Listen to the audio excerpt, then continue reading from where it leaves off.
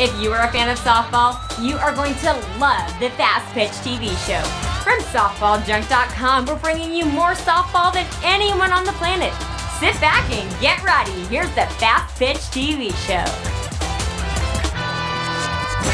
Hello, I'm Gary Leland, and this is the Fastpitch TV show. Make sure to take a look at all my videos, blogs, and softball information at my website, fastpitch.tv. Now, the Fastpitch TV website brings you more free softball information than anyone else on the planet, I promise you. Now, today I bring you a talk given by LSU Head Coach Beth Torina. Now, this talk really gives you some personal insight to who she is. This is a great talk, and it was filmed at the Fellowship of Christian Athletes Breakfast, which was held during the 2004 National Fastpitch Coaches Association Convention. Okay, that's a lot to get out there. Now, you can find out more information about the Softball Fellowship of Christian Athletes at fcasoftball.org. And you can find out more about the National Fastpitch Coaches Association at NFCA.org. Now let's go to the interview let's go to the talk right after this short message about my Fastpitch magazine. Oops, sorry, I was reading this month's issue of the Fastpitch magazine. What? You're not familiar with the Fastpitch magazine? Watch this. You are going to love it.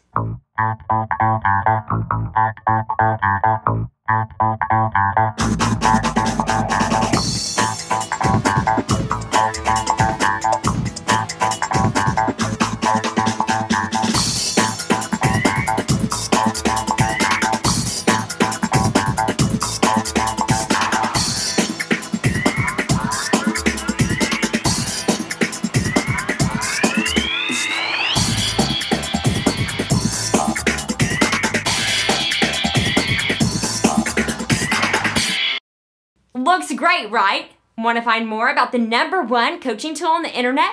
Go to fastpitchmagazine.com today. What an inspiring group. I just feel like the hands of the future are so safe with you guys.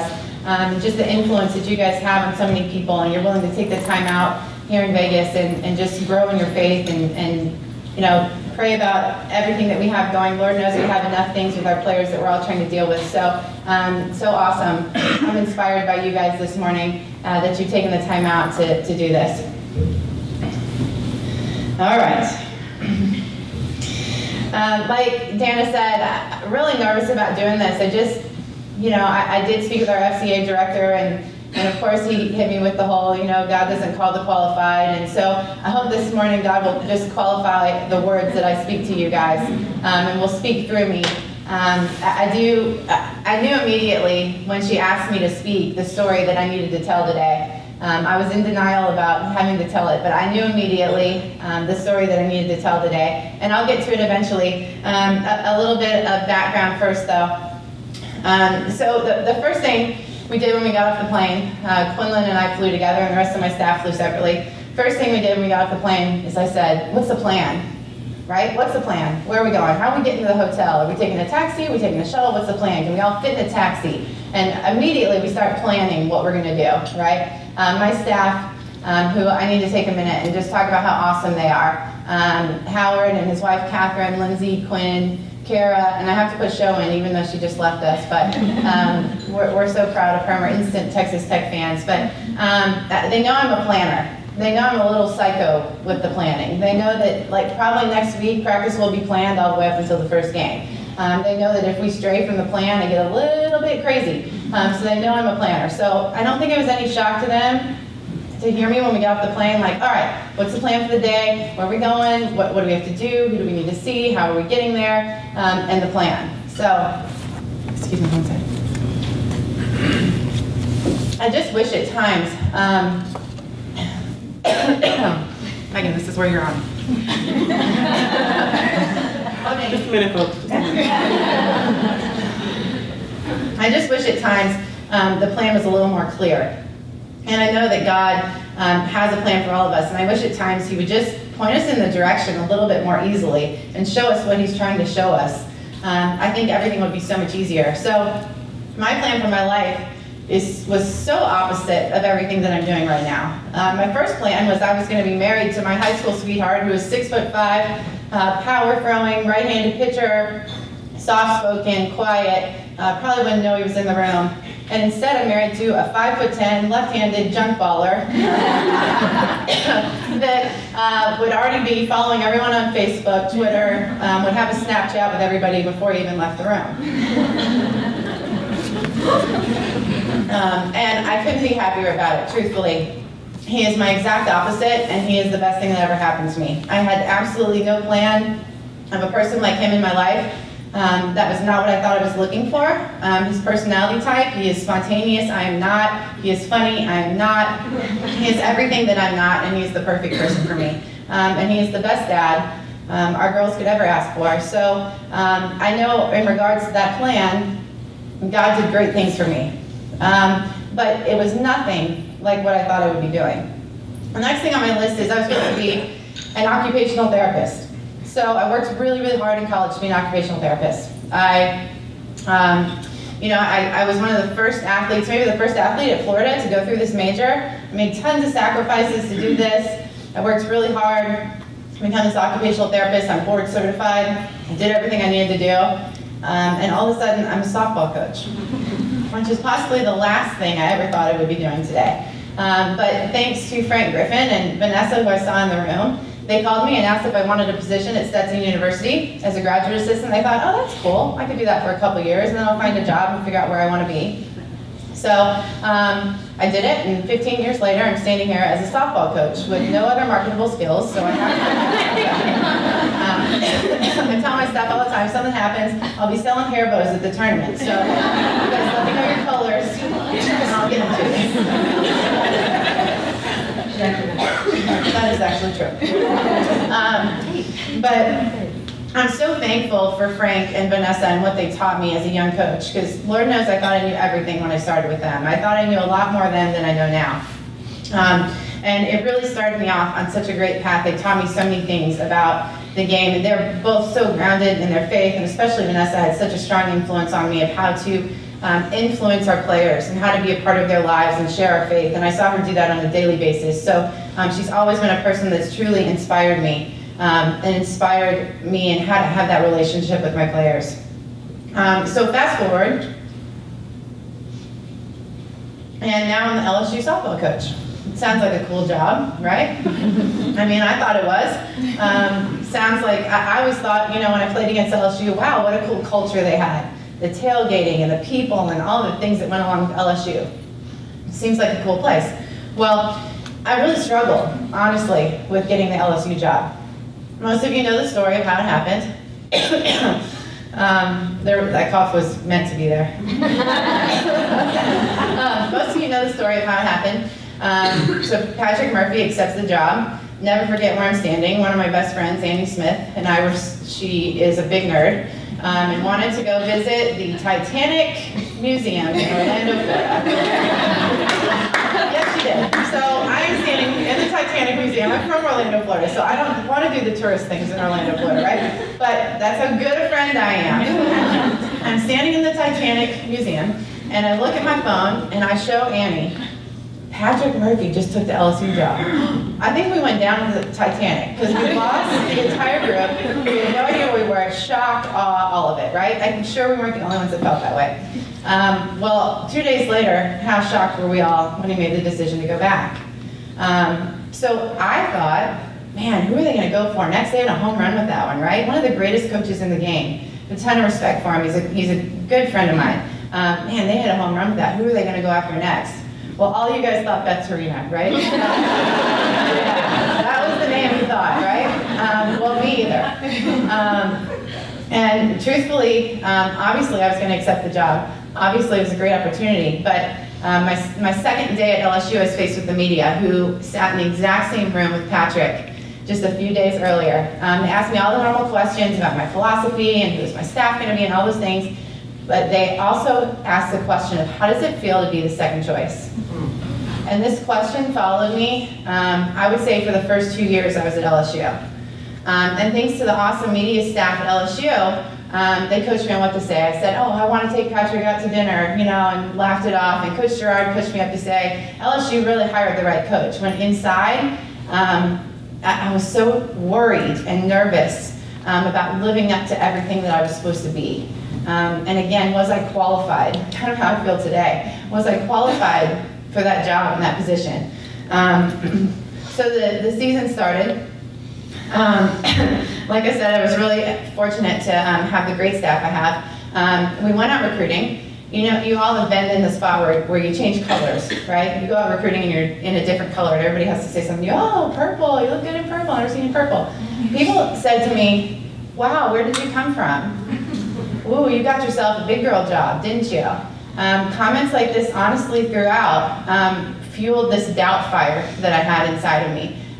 Could I live up to this person that I was supposed to be? Following a Hall of Famer, ranks 4th, I think, all time in wins in the NCAA. Could I live up to this?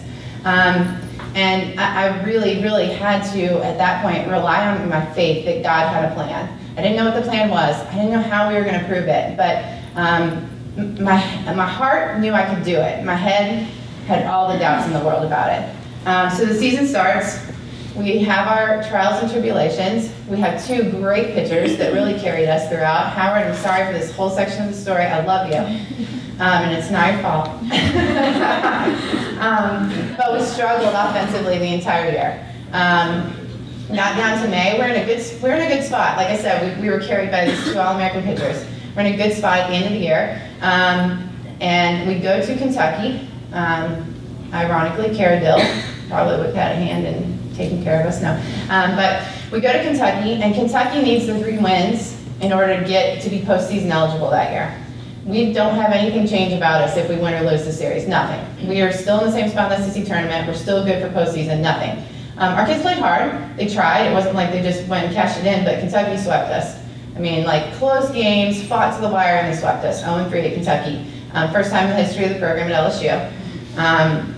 So 0-3 at Kentucky. We get back on the plane, head back home. 2 days later, we go to the SEC tournament in Alabama. We draw the first game, 10 o'clock in the morning. We lose to Florida, 1-run ball game, played decent, 0-4 in the month of May. And I thought, great start to the postseason. Awesome, this is exactly what I'm going for. I guess next year, I'm gonna have to prove it next year. That's really what I thought. Of course, outwardly, I would never express that to my team, right? We're gonna fake it till we make it. That's what we're telling them, and we're doing the same thing. So we got back, and we all sat down, and we went back to the drawing board, and we said, okay, this team's hit 13 home runs. We're hitting 220. We're not gonna put a ball in the gap, and we're not gonna hit the ball over the fence. But what can we do? What can we do? Well, we can manufacture runs. We had slappers, we could bunt, we could hit behind a runner. And we literally committed to that for 7 days. Well, everyone else is in their conference tournaments, everybody else is finishing up their season. We had 7 days off, and we committed to this atmosphere of selflessness, really is what it is. It's being selfless. It's giving yourself up for the good of the team. And all year long, we had these 7 seniors that truly pulled in every different direction with every different personality you could imagine. I never thought they would come together, and all of a sudden, this whole attitude we had of being selfless, I kind of felt a little change in them. And it's amazing to me, a lesson sidebar, what happens when we focus on what we have and not what we don't? Isn't that what God wants us to do? He gave each of us a unique skill set. And we honor him so much more by focusing on what we can do. He gave us these skills to honor him. And we live up to what he wants us to live up to so much more when we stop worrying about what we could have more of, more money, more time, more intelligence, more speed, whatever it is. Use what he's given us. He's given each of us unique gifts. So we tried to use what was given. We go to Texas A&M, which our team had Texas A&M and ended the season for our seniors every year of their career. I thought it was a great moment for them. Was this how they were going to go out? They never won a championship of any kind, this group. Is this how they were going to go out against Texas A&M for the last time of their career? So we get in the ball game. Texas State is our first game at A&M. We are no hit to the 7th, 0-0. Good news, we are comfortable in this position. 0-0 in the 7th, we've been there before. And all of a sudden, one of our slappers, who had a broken hand, comes back, hadn't even been in the lineup, beats out an infield single. Hey, we got a runner. We bunt her up. Next batter, ground ball in the middle, literally the weakest ground ball you've ever seen. And beats it out. Our kid comes around, scores from second, and we're rolling, man. We're rolling, win the game 1-0. We move on. We beat Texas A&M on the back of a sacrifice fly from a kid that was a pinch hitter, that she's a senior now. It's still the crowning jewel of her career, that pinch hit sack fly. And we selflessly willed our way to the Super Regional. And as we're going along, I'm seeing this transformation of our team. It's so cool. They're literally on the top step. And every game, it's like they get higher. Like they're climbing the railing, okay? By the time we're playing Missouri, which is my favorite weekend of softball I've ever been a part of, they're literally straddling the railing. They have their helmets on backwards. They have a phone on their head, a salad bowl. And, I mean, you name it, they had it and they were cheering, and not one person cared who got the credit, who scored, who didn't. No one cared. It was the most selfless act of a team I've ever seen in my life. Missouri was hands down the better team, hands down, but we had the better hearts. We out-hearted them. We hearted our way to the College World Series, which was way cooler than hitting our way there, pitching our way there, or any of it to me. Way cooler that we hearted our way to the College World Series. And one of the gutsiest performances, Brittany Mack, who had been our All-American, was supposed to be the #1, had gotten beat out, had been overshadowed all year. She pitched a 12-inning game on Saturday, struck out 17 and lost. But every inning she pitched, we were closer to winning because we had another pitcher.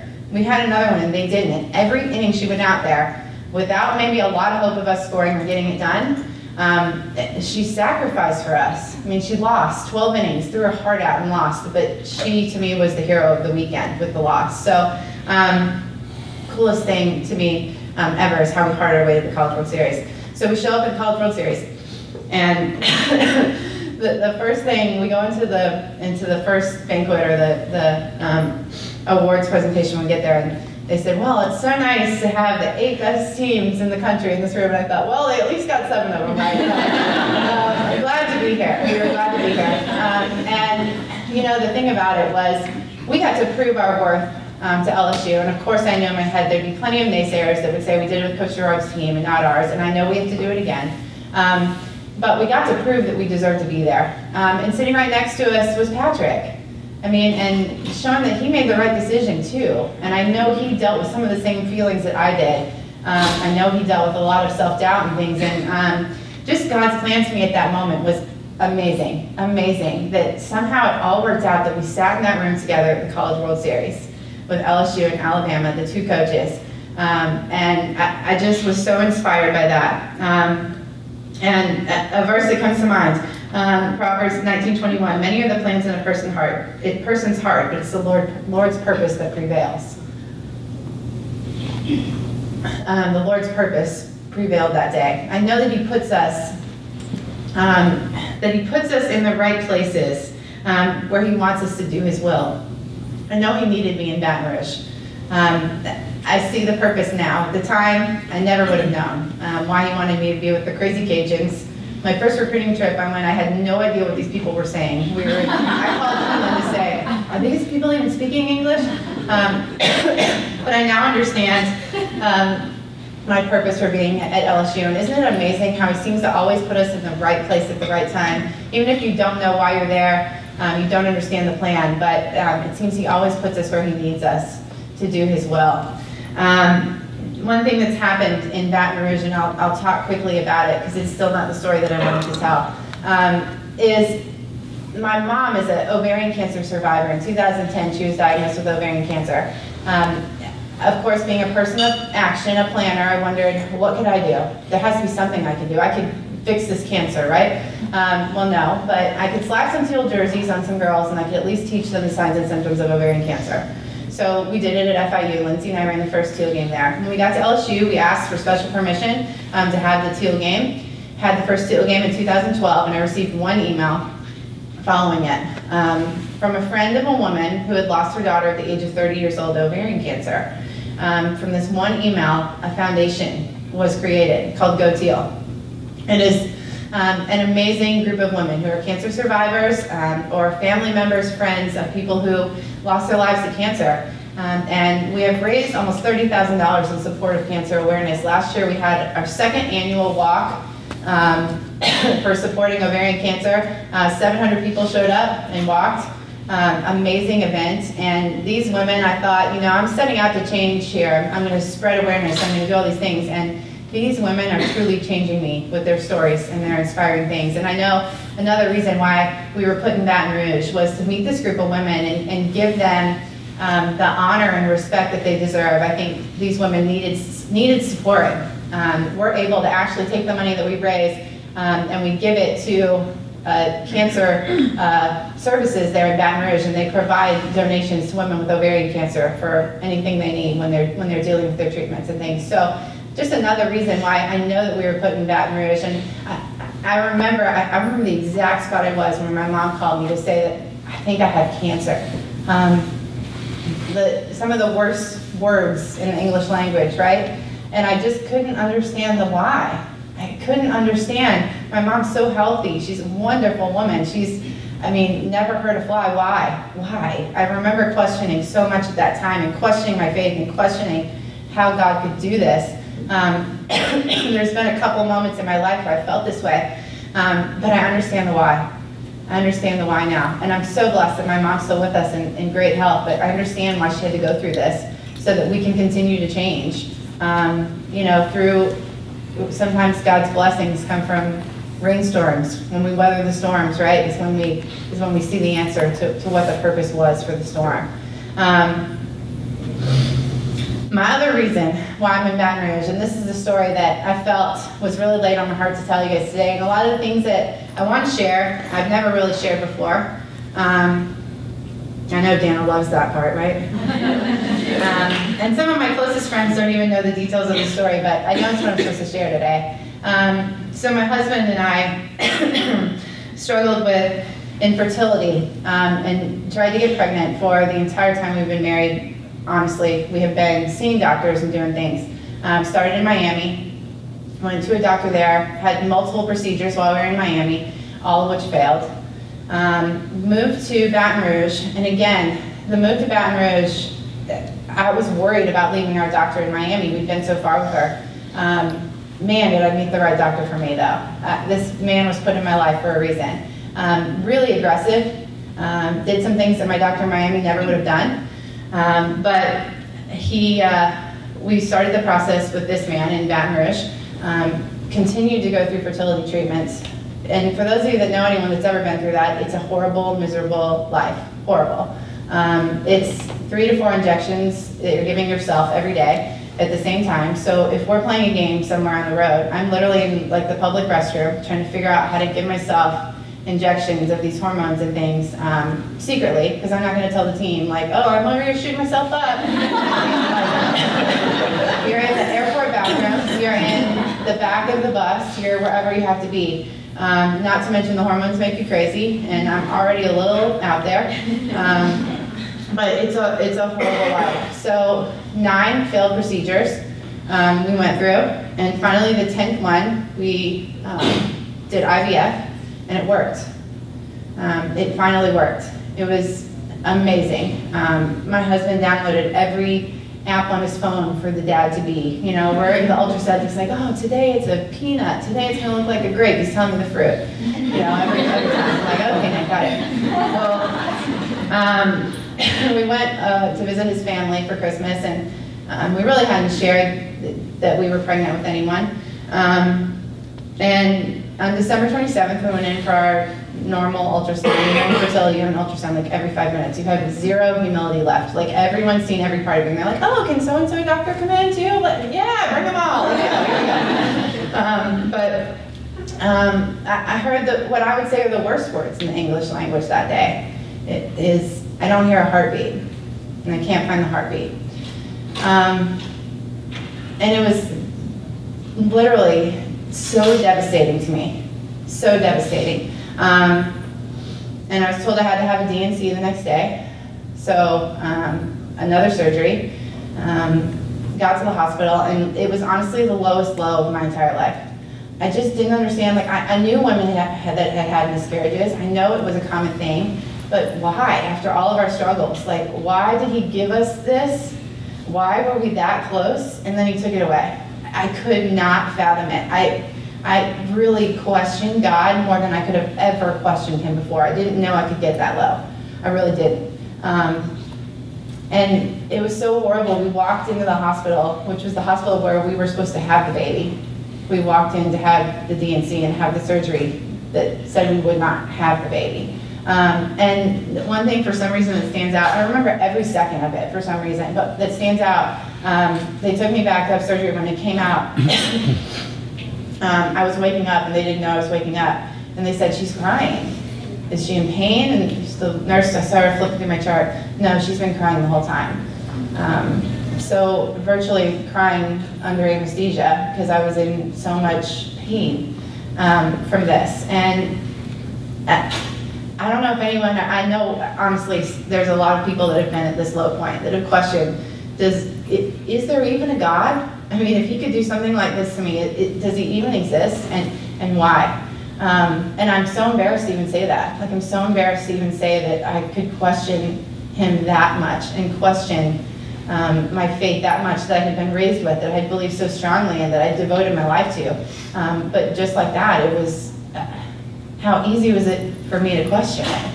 And I felt horrible about it. But it still was all I could think about. So we leave the hospital. I'm wheeled out the same doors that they wheel out the mothers carrying their newborn babies. They park the car in the same parking spot where you'd be picked up if you were carrying out a newborn baby. And I looked up in the car and I said, we're going to the adoption agency. We're going to the adoption agency. When I was a little girl, I had told my mom I was supposed to adopt a baby. She tells me this all the time. When I was little, I told her I was supposed to adopt a baby.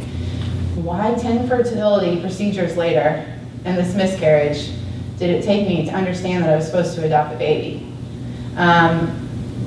2 days later, we sat in front of the director of St. Elizabeth Foundation in Baton Rouge. I was still so nervous about this. I still wasn't sure it was the right thing. I was still bitter. I was still upset. I was still at my lowest point. Somehow, though, we signed up to be on a list for someone where someone could choose us to give us a baby. And of course, Nick and his darling self is making every joke in America, like, "Oh, don't you have a baby in the drawer over here?" Like, of course, that's his response to everything. It's his comic relief. I'm crying, and he's looking in drawers for babies. But we walked out, and I remember looking out in the car and saying, "Are we doing the right thing? Like, what if? There's so many what ifs about having this baby that's not ours." So if you've ever been through this process or have any friends that have, if you're on the list to adopt a baby, every time your phone rings, it's like, oh, your heart stops, right? Every time. You're like, oh, no, not the call, not the call. Well, they told us it would be a year and a half wait, but still, every time your phone rang, it was like, oh. So I pulled into the parking lot in April. This was January that we did that. Pulled into the parking lot in April. We're playing Alabama, of course, that Friday night. And my phone rings. I literally pulled my car in the parking lot and my phone rings. She said, "This is Kristen from St. Elizabeth. I have someone that wants to talk to you." Okay. Thought maybe like she needed somebody like Inspire or someone, and other people that were considering doing this, you know? And a girl gets on the phone and says, "I've chosen you. I've chosen you to give you my baby." Wow. Wow. What do you say to that? You know, what do you say to this girl that's chosen us? And she told me that she read our profile and she prayed over it. And she prayed over our profile and she knew that we were supposed to have this baby. And I was back. And I was back. I was back in full force. And I'm sorry that God had to do that to bring me back, but I was back. And the craziest part is she said 6 weeks. The baby will be born in 6 weeks. She didn't tell us if it was a boy or a girl. I already knew it was a girl because I told my mom when I was a little girl that I was going to adopt her. So I already knew it was a girl. But she called and said, "I prayed over it. And I cried and I prayed and I knew it was you." So we continued down this road, getting to know her, getting prepared for this baby, and about 2 weeks after that phone call, whoops, I was pregnant. Yes. So still all this doubting in my head from the last experience. I was like, I'm getting ready for this next baby, okay? We don't even know if this is gonna work. We don't even know if this baby is gonna stay at this point. I'm doubting everything about it. So honestly, I put that on the back burner. And maybe that was the best thing for me. June 7th, Taryn was born, our adopted daughter. And I can tell you, going through the labor process of an adoption and going through the labor process myself, I would choose to have the baby myself every day, twice on Sunday. The adoption process is, that's an emotional experience. It is an emotional experience.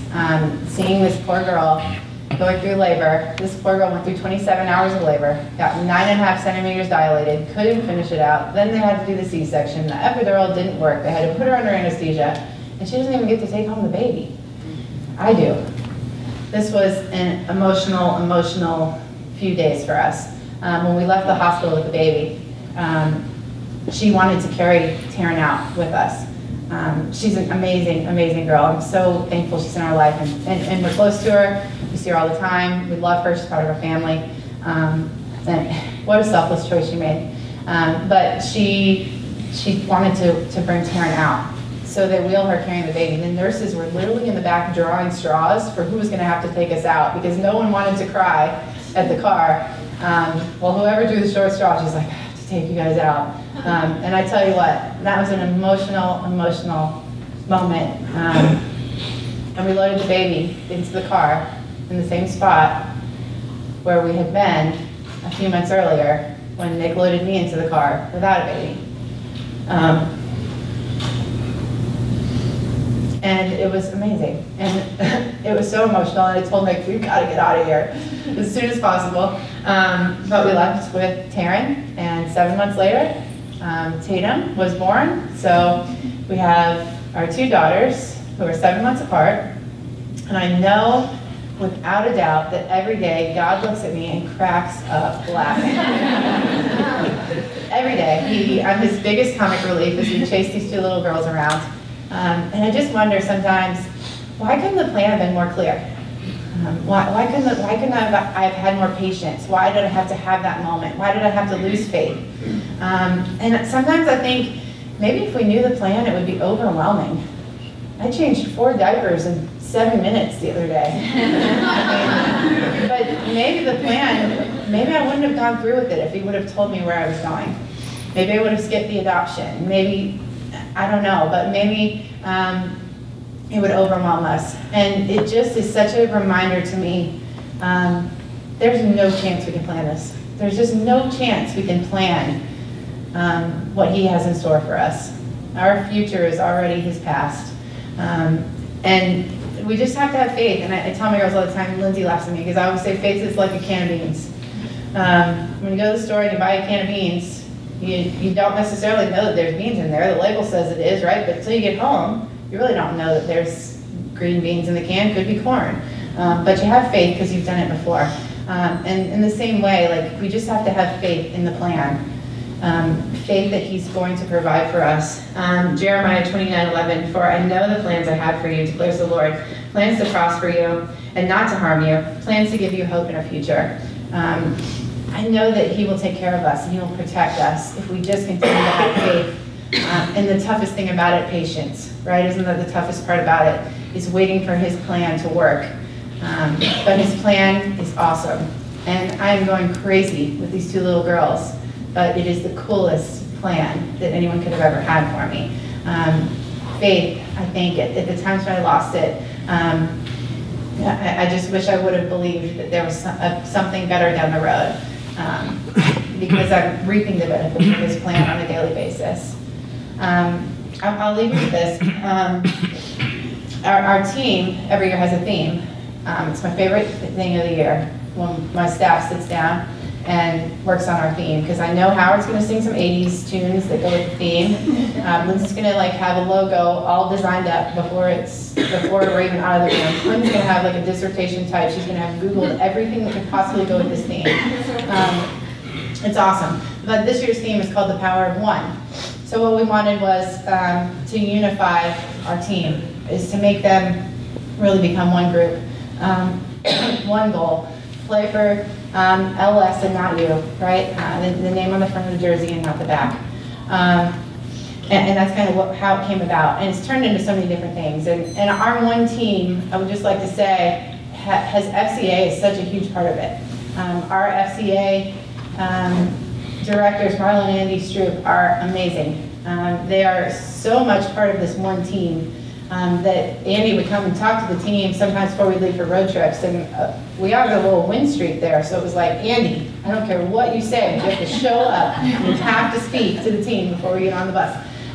But they have been so instrumental with our girls. And the cool thing about them is sometimes they can say what we want to say, but we can't. And they're so useful in that. Sometimes I can call Andy or Marla and say, hey, this girl's really struggling with this. If we could just tell her that God has a plan, if we could just tell her that she could just weather this storm, if we could just explain that to her, and they do that for me. And they help so much with this one team, one goal atmosphere that we're trying to create. I don't know how we would exist without them at LSU. Honestly, they're that big of a part of it. And Marla meets with our girls one-on-one. They're an amazing, amazing part of our team and part of our theme for the year. The other thing that hit me too about our theme, the power of one, and it's kind of turned into so many different angles. And Lindsay's super creative, and she's got it going a lot of different ways. But on my way here, I thought, how ironic, because it's all just about the power of one God. That's all it's about. Yeah, the power of one team and one decision and one goal and all of that. But truthfully, it's all about the power of one God. And I hope that's how we all just continue to live our lives. And I will pray for all of you that you just continue to have faith in the plan, and even more than that, that you have patience and know that God is directing your life, even at the lowest points, and He will be there rejoicing for you at the highest points. And that's my prayer for you guys today. Thanks. Do you need a softball bat? Do you want to save $30? SoftballJunk.com is offering an additional $30 discount off the price of all non-sale softball bats on their website. That's right, $30. So the next time you buy a bat, go to SoftballJunk.com and enter the code FPTV30 during checkout, and wham! You just put a cool $30 in your pocket. Welcome back. Now that last short clip, that was my daughter Amanda telling you about my website, softballjunk.com. Make sure you save that code she gave you for $30 off your next softball bat. And you can use that code at checkout over and over and over and over. Give it to a friend. It's a great code. It's a great deal. Now, if you enjoy this show, I ask you at least check out my website, softballjunk.com, the next time you're looking for softball equipment. Now, if I offer a competitive price, hey, how about support what I'm doing here and please buy from me? If I'm higher, I don't expect you to buy from me, but if I'm competitive, please show your support for all the free content I bring you week after week. I hope you enjoyed today's show, and please tell all your friends about the Fastpitch TV show, and make sure and take a look at the website for the show at fastpitch.tv. So until next time, this is your host, Gary Leland, saying goodbye, and thanks for watching.